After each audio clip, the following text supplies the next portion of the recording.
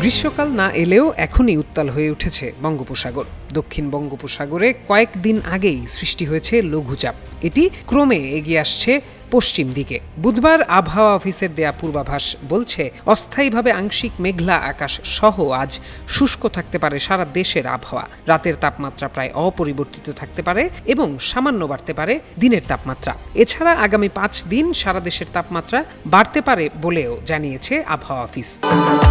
ভবিষ্যৎ হোক নিরাপদ, বিনিয়োগ হোক বিশ্বস্ত, আর আমার পছন্দ সল্ট বে। ওয়েলকাম টু সল্ট বে।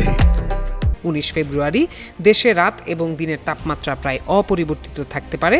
20 ফেব্রুয়ারি সামান্য বাড়তে পারে রাতের তাপমাত্রা, তবে দিনের তাপমাত্রা প্রায় অপরিবর্তিত থাকার সম্ভাবনা রয়েছে। 21 ফেব্রুয়ারি দিনের তাপমাত্রা কম থাকলেও রাতের তাপমাত্রা বাড়তে পারে সামান্য, আর 22 ফেব্রুয়ারি আবহাওয়া শুষ্ক থাকার সম্ভাবনা থাকলেও সামান্য বাড়তে পারে দিনের তাপমাত্রা। আজ সকাল 9টায় সর্বনিম্ন তাপমাত্রা ছিল মৌলভীবাজারের শ্রীমঙ্গলে 11.5 ডিগ্রি সেলসিয়াস।